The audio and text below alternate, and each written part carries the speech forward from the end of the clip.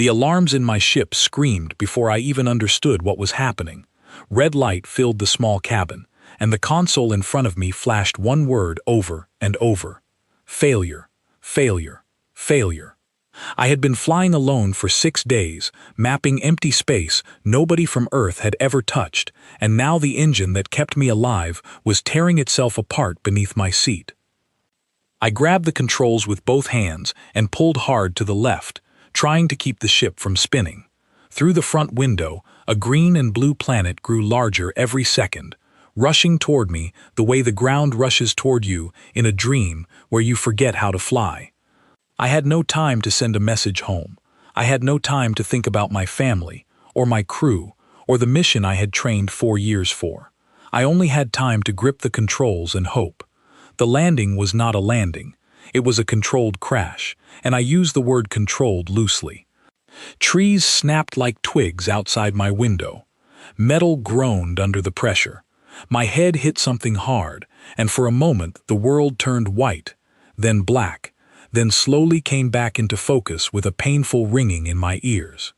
When I opened my eyes, I was still alive. That alone felt like a small miracle. I do not know how long I sat there, strapped into my seat, smoke curling from a broken panel near my feet. Long enough for the forest outside to grow quiet, and then long enough for that quiet to break again, this time with voices. Not human voices, voices that clicked and hummed in a rhythm I had never heard before, rising and falling like a song built from questions. I tried to move, but pain shot through my side, and I realized my leg was pinned under a piece of the console. I could see shapes moving outside the cracked window, tall and slender, wrapped in cloth the color of storm clouds. Their eyes caught the light strangely, like glass. I remember thinking, with a strange calm that only comes when your body has already accepted danger, that I was about to become the first human ever seen by another intelligent species. I was right. I just did not expect what came next. They pulled me from the wreck with more care than I expected, given how frightened they seemed. One of them touched my arm and pulled back quickly, as if my skin had burned them. Another spoke rapid words to the others, pointing at my chest, at my face, at the torn sleeve of my flight suit. I could not understand a single word, but I understood fear when I saw it. These people were not looking at me like a curiosity. They were looking at me like I was a ghost story that had somehow become real. They carried me on a stretcher, made of woven branches, through a forest that did not look like any forest on Earth. The trees had bark the color of dark copper and thin silver leaves that chimed softly when the wind passed through them. It should have been beautiful. Instead, every sound made the group around me flinch, as if they expected something terrible to come out of the trees and take me from them before they could deliver me wherever they were taking me. We walked for what felt like hours before the forest opened into a wide valley, and I saw the city for the first time. Tall spires rose from the ground like frozen fountains, pale stone catching the light of 2 suns instead of one. Even in pain, even frightened and confused, I felt something close to wonder. I had traveled farther from home than any human before me, and I had found people, real, living, breathing people, with cities and roads and lives of their own. They did not take me to a hospital, if such a place even existed here. They took me straight to a massive building at the center of the city, its doors carved with symbols I could not read, guarded by figures holding long weapons that looked more ceremonial than practical.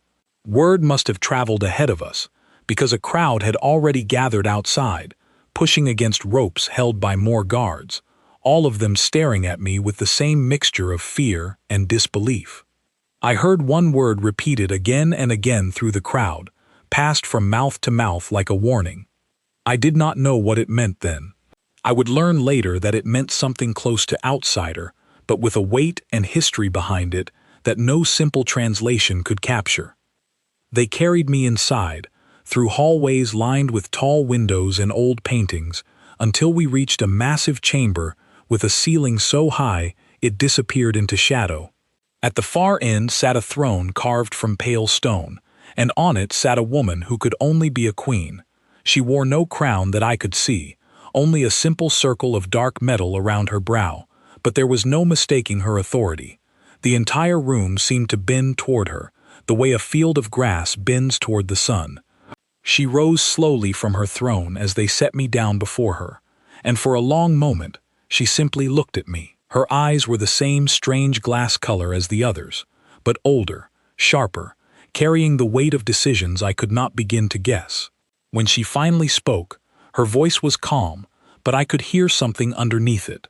Not anger, something closer to dread. I could not understand her words, but a smaller figure stepped forward beside the throne, someone who seemed to serve as a translator, wearing a strange device over one ear.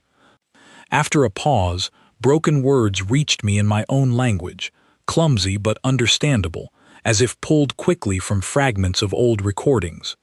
"Where do you come from?" the translator said, speaking for the queen. "And why now?"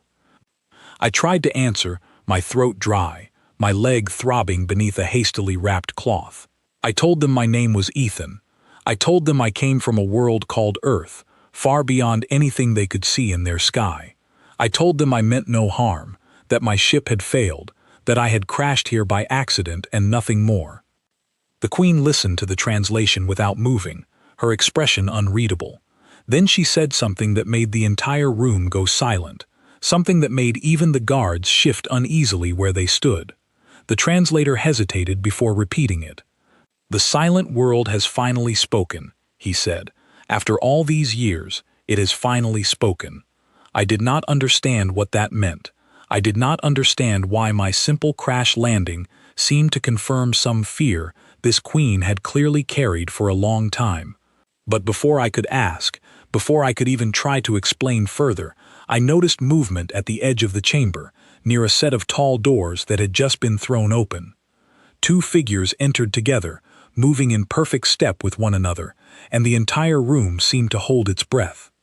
They were young, close to my own age, dressed in matching robes of deep blue, though the details of their clothing differed enough to tell me they were not simply dressed alike by coincidence. Their faces were almost identical, sharp and elegant, framed by dark hair pulled back in similar styles. Twins, unmistakably. But even from a distance, I could see something was different between them.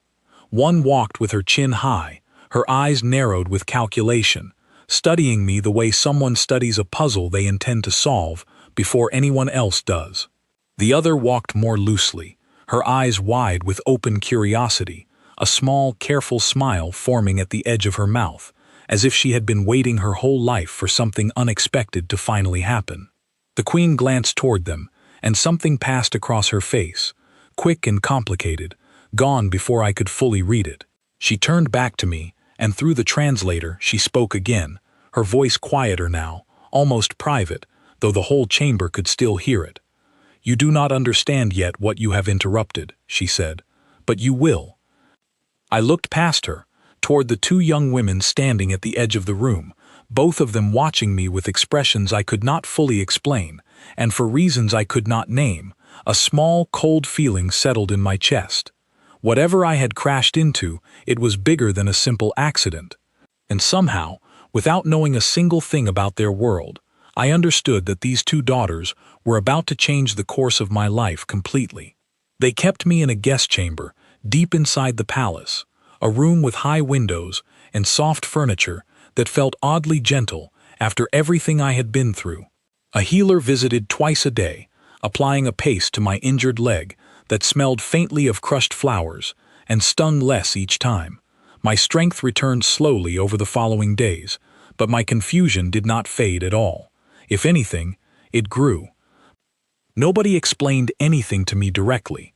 Guards stood outside my door, polite but firm, and the only person who visited regularly was the translator, a quiet man named Doran, who seemed as nervous around me as everyone else, though he tried hard not to show it. He brought food, answered simple questions about the language, and avoided anything that touched on politics. It was Kayla who came first, on the third day, without warning. She entered without knocking, her posture straight, her eyes moving quickly around the room before settling on me. She did not sit, she stood near the window, arms folded, studying me the way a scientist studies a specimen that might be dangerous. "You crashed here," she said, her words now clearer, since Doran had apparently been teaching me basic phrases in secret, at her request, though I did not know that yet. "You did not choose this world." I told her that was true. I explained, as simply as I could, that my ship had failed and that I had no control over where I landed. She listened without interrupting, her expression unreadable, and when I finished, she asked a question that caught me off guard. "Do you know what a reckoning is?" she asked. I told her I did not. She studied me a moment longer, as if trying to decide whether I was lying, then explained, choosing her words with obvious care. In her world, she said, royal children were always born as twins. Always. It was not custom. It was something written into their blood, unchanged for longer than anyone could remember. And when those twins reached adulthood, only one could inherit the throne. The other would step aside, forever, its title and power stripped away, sent to live a smaller life far from the court. The decision was never made by the queen alone, Kayla explained. It was made through a reckoning, a series of trials meant to prove which twin was fit to rule. But there was one rule older than all the others, a rule so old most people had forgotten it still existed. The reckoning could not be considered legitimate unless it was witnessed by someone outside their world entirely. An outsider, with no loyalty to either side, no stake in the outcome, whose presence alone would prove the result was fair. For generations, she said, that rule had been impossible to fulfill. No outsider had come to their world in longer than anyone could remember. The reckoning had been delayed, again and again, waiting for a witness who might never arrive. "Until you crashed here," she said quietly.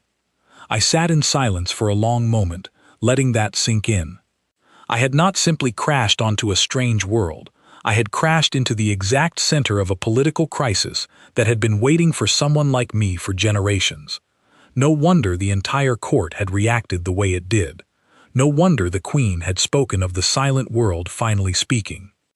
Kayla left soon after, without offering comfort or explanation beyond what she had already given. She simply told me, flatly, that I should prepare myself, because the court would soon expect me to understand my role, whether I wanted it or not. Sira visited that evening, and everything about her felt different from the moment she stepped through the door. She knocked first, waited for a response, and smiled when she entered, carrying a small basket of fruit I did not recognize, deep purple and shaped like small stars. "You looked pale this morning," she said, setting the basket down near my bed. "I told the kitchen to send something sweet. It helps with pain, or so I am told. I have never actually been injured badly enough to know for certain." Her manner was so different from her sister's that for a moment I wondered if they had been raised in entirely separate households. Where Kayla studied me like a puzzle, Sira looked at me like a story she wanted to hear from the beginning. She asked about my world, about the color of my sky, about whether Earth had two suns or only one, about whether humans lived in cities like theirs or somewhere entirely different.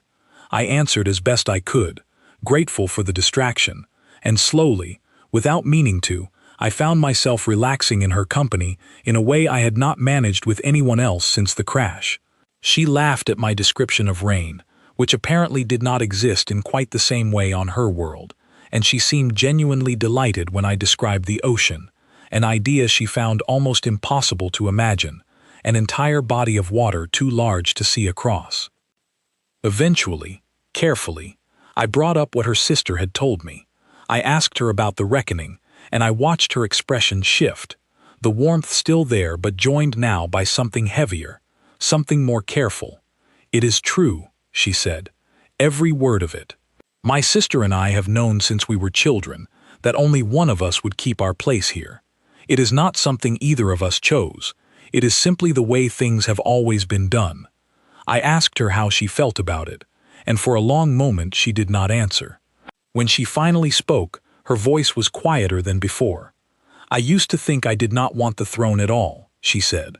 "I used to think I would be relieved if Kayla won. But the closer we come to the reckoning, the more I realize I am not ready to lose everything either." I do not know what that says about me. I did not have an answer for her. I was a stranger from another world, thrown suddenly into a conflict I barely understood, and I had no right to offer advice on something so deeply personal. Instead, I simply listened, and for the first time since my crash, I felt less like evidence in a political crisis, and more like a person two very different young women had chosen, for their own reasons, to trust with pieces of themselves. Over the following days, the pattern continued. Kayla visited with questions, sharp and precise, testing my knowledge, testing my honesty, clearly trying to understand what kind of witness I would be when the time came.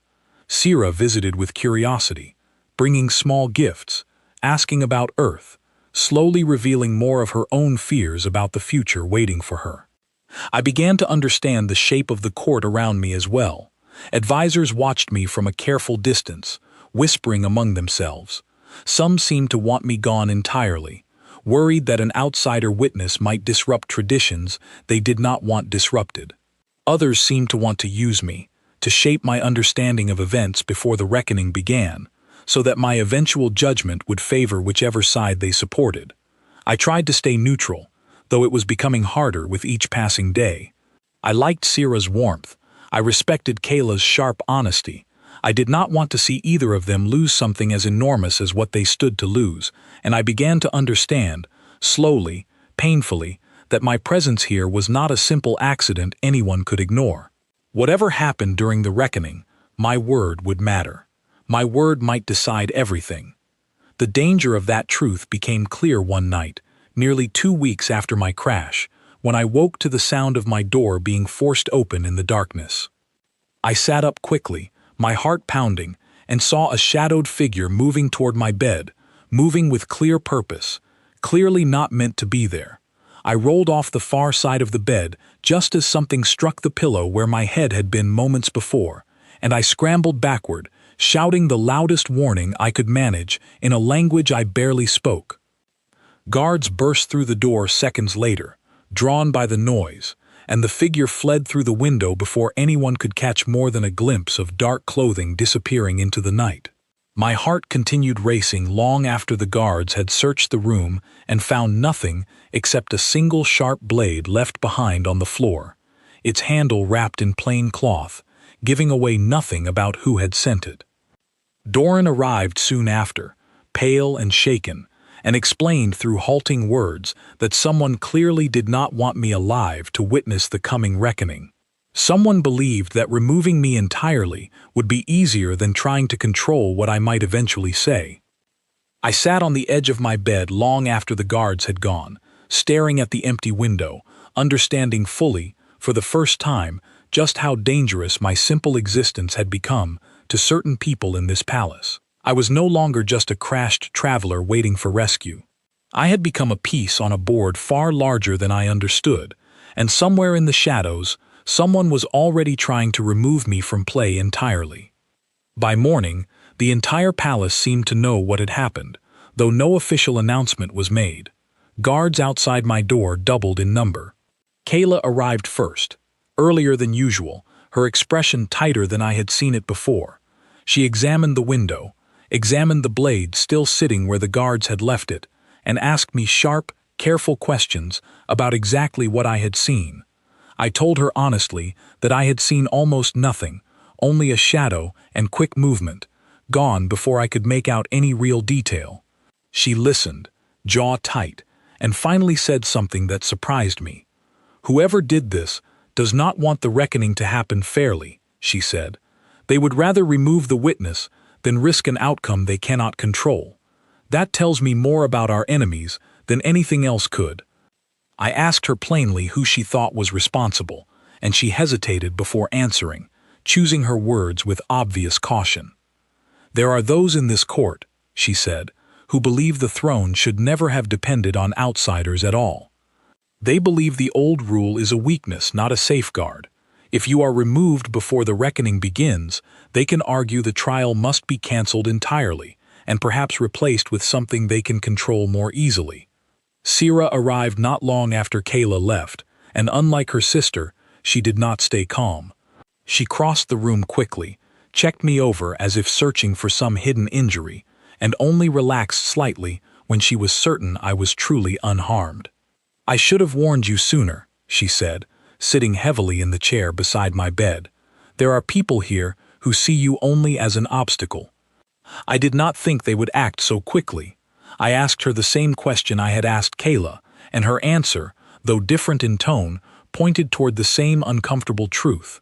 Powerful people within the court had spent years assuming the old rule about outsider witnesses would never matter again. My sudden arrival had shattered that assumption completely, and shattered assumptions, she said quietly, often made desperate people do desperate things. Over the following days, security around me tightened considerably, but so did the pressure building throughout the palace. The date of the reckoning had apparently been set long before my arrival, tied to some astronomical event neither Kayla nor Sira could delay, even if they wanted to. Whatever was going to happen would happen soon, whether the court felt ready or not. Doran began spending more time with me, explaining the structure of the reckoning itself, preparing me for what I would eventually be asked to witness. The trial, he explained, was not a single event, but a series of tests spread across several days, each meant to examine a different quality required of a ruler. Wisdom, strength, leadership, compassion. Each twin would face the same challenges separately, judged not against each other directly, but against the standard expected of anyone who might someday sit upon the throne. At the end, the witness, meaning me, would be asked to speak, not to declare a winner outright, but to confirm whether the trials had been conducted fairly, without manipulation, without hidden influence from either side. My confirmation, or my refusal to confirm, would determine whether the entire process held legitimate weight in the eyes of the wider kingdom.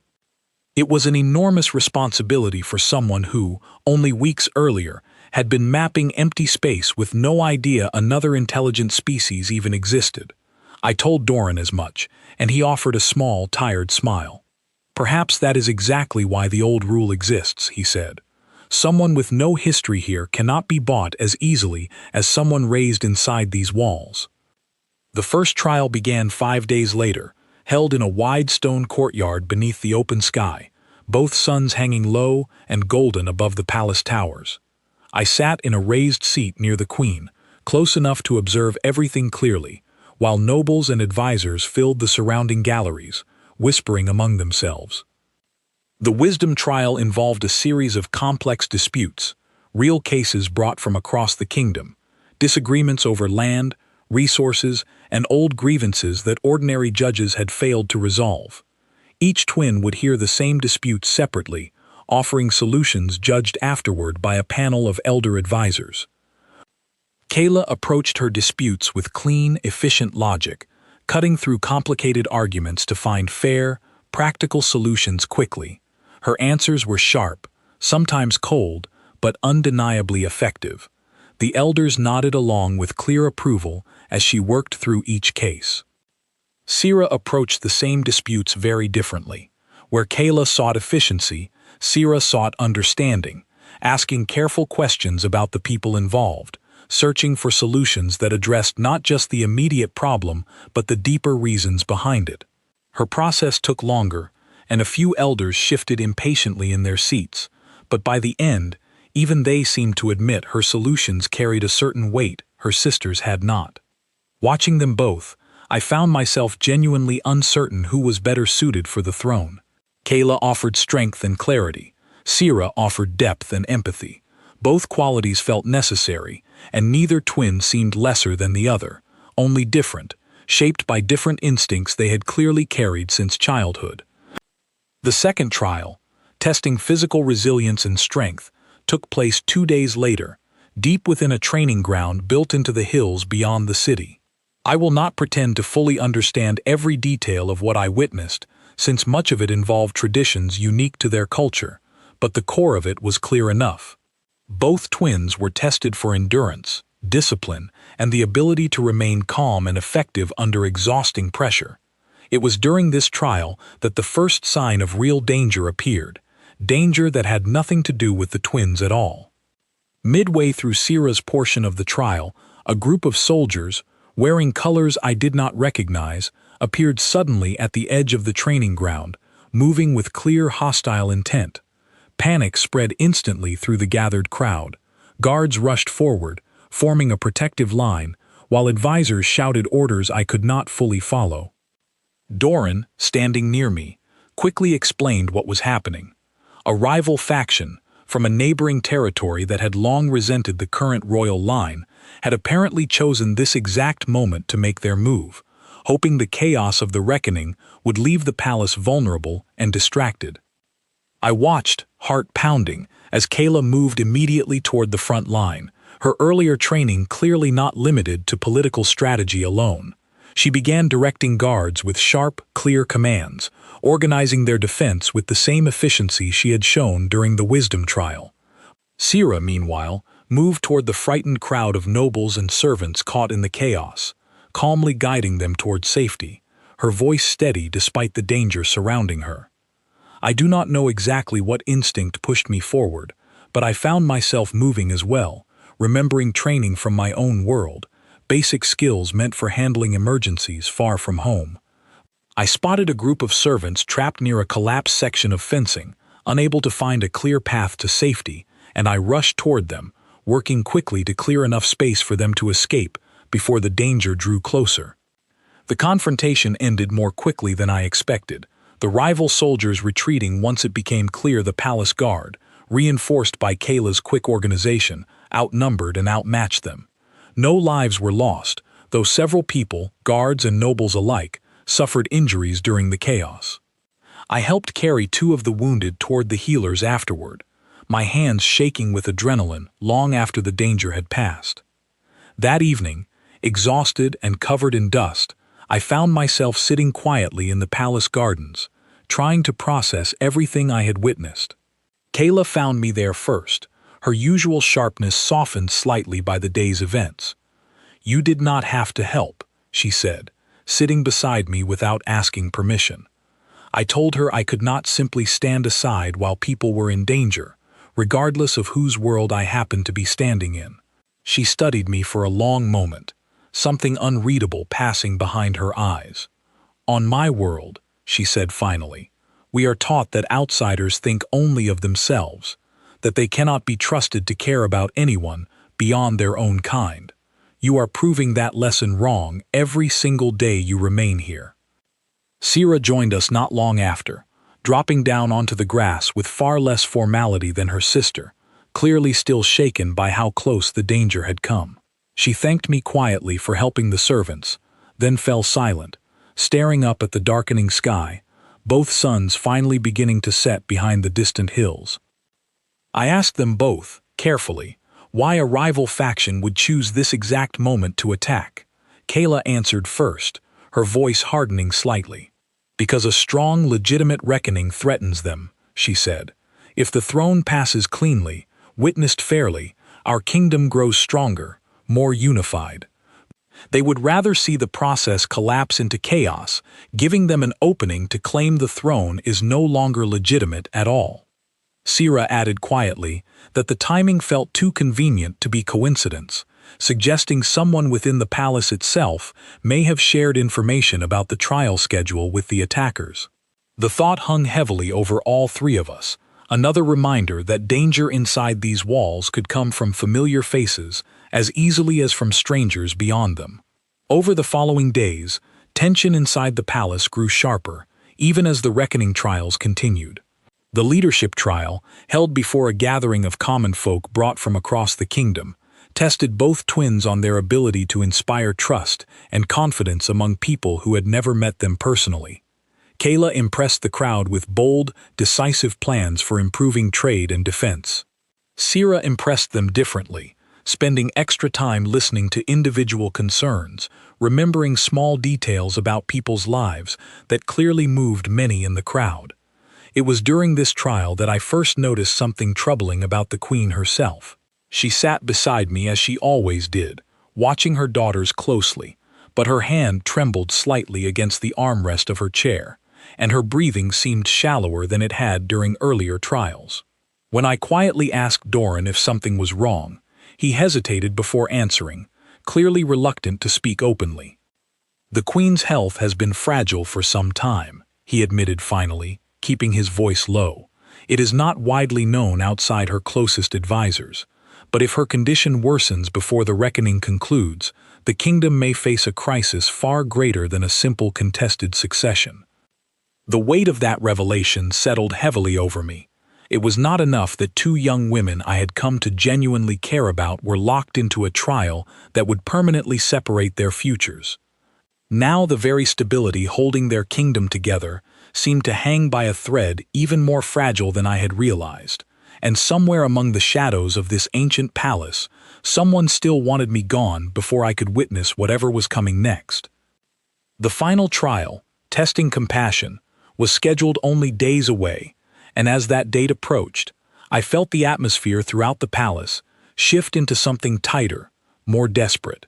Advisors who had previously avoided me now sought quiet conversations, some hinting broadly that my judgment should favor Kayla's strength in uncertain times, others insisting Syrah's empathy was exactly what a struggling kingdom truly needed.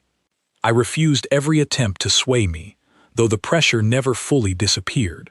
I had come to this world by accident, thrown into a role I never asked for, but I understood clearly by now that my honesty, whatever the cost, was the only thing standing between a fair outcome and a manipulated one.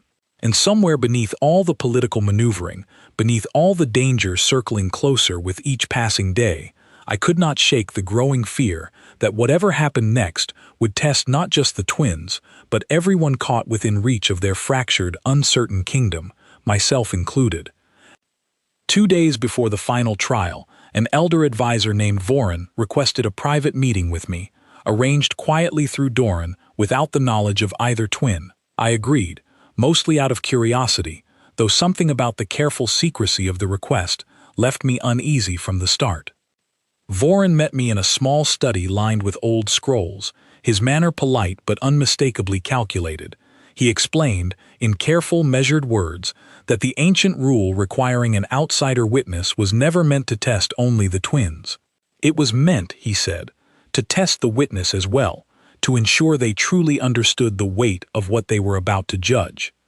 He suggested that before the final trial, I should speak privately and separately with each twin, without guards, without advisors, allowing me to judge their true character away from the performance of public trials. It sounded reasonable enough on the surface, and I agreed, not yet realizing how carefully Voren intended to use those private conversations for his own purposes. My conversation with Kayla took place that evening, in a quiet corner of the palace library. She seemed surprised by the request, though she agreed readily enough, curious what exactly I hoped to learn. I found myself asking her, honestly, not about her plans for the kingdom, but about her feelings toward her sister. She was quiet for a long moment before answering. "I love her," she said simply. "I have loved her since before either of us understood what the reckoning would eventually cost us. I do not want to win because I wish to see her lose. I want to win because I believe, truly, that I can protect this kingdom during difficult times ahead. But every time I imagine standing on that throne without her beside me, something in my chest feels hollow." Her honesty surprised me, breaking through the sharp, controlled exterior she had shown since the day we first met. I told her, gently, that her strength had never been in question, not once, throughout every trial I had witnessed. My conversation with Syrah happened the following morning, in the same quiet garden where we had first spoken openly. She answered my questions with the same warmth she always carried, though sadness colored her words more heavily than before. "I do not fear losing the throne," she admitted. "I fear losing Kayla. Whoever wins, our old rule sends the other away, forever separated from the court, forbidden even to hold real contact with the family they leave behind. I have loved my sister every day of my life. I do not know how to imagine a future where I am no longer allowed to know her at all." Hearing both of them speak so openly, separately, about the same fear, something shifted inside me.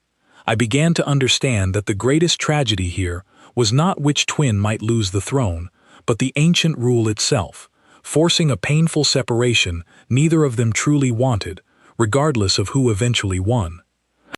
That night, unable to sleep, I found myself thinking about Earth, about history lessons I had barely paid attention to as a child, now suddenly feeling important in ways I never expected.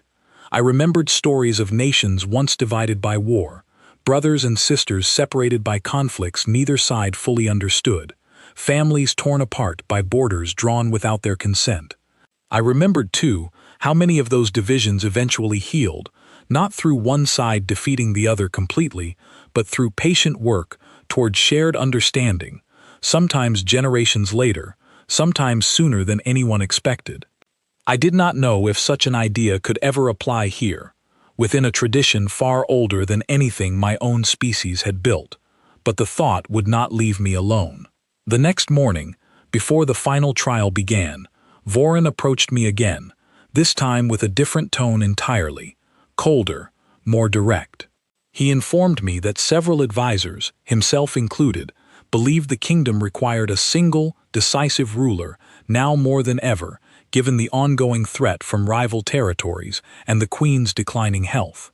He suggested, quite plainly, that my judgment following the final trial should favor whichever twin demonstrated the clearest strength alone, without complicating the decision with talk of shared rule or softened traditions.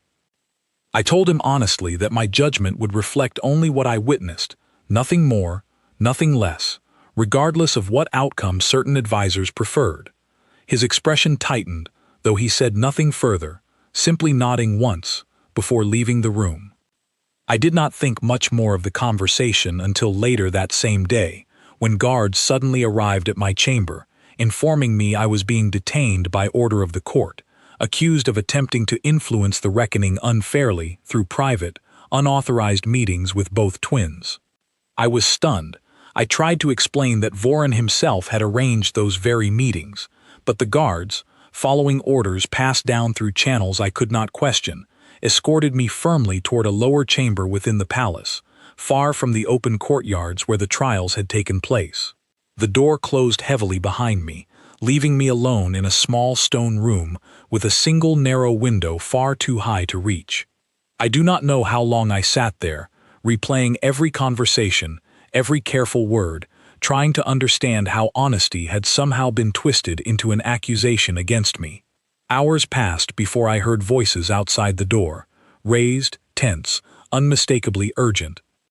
Kayla arrived first, her voice sharp enough to cut through stone. She argued fiercely with the guards outside, demanding to know under whose authority I had been detained, insisting the accusation made no logical sense given everything I had already sacrificed simply by helping defend the palace during the earlier attack. Sierra arrived only moments later, her voice trembling with a different kind of urgency, pleading rather than commanding, insisting the guards allow her inside to speak with me directly, refusing to accept vague explanations about court procedure. I could hear pieces of their argument through the heavy door, growing louder, more heated, until finally the door opened, and both twins stood together in the doorway, having apparently arrived at the exact same understanding through very different paths. Voron orchestrated this, Kayla said immediately, stepping inside, her earlier calm entirely replaced by open anger. He arranged the private meetings himself, then used them as an excuse to remove the one witness capable of exposing exactly how much influence he has been attempting to exert over this reckoning from the very beginning. Sierra knelt beside me, checking quickly to make sure I remained unharmed, before turning back toward the guards outside with a firmness I had not seen from her before. "Release him immediately," she said. "Whatever accusations have been made against him will be answered directly before the Queen, not decided quietly by advisors hoping to manipulate an outcome they cannot control through honest means."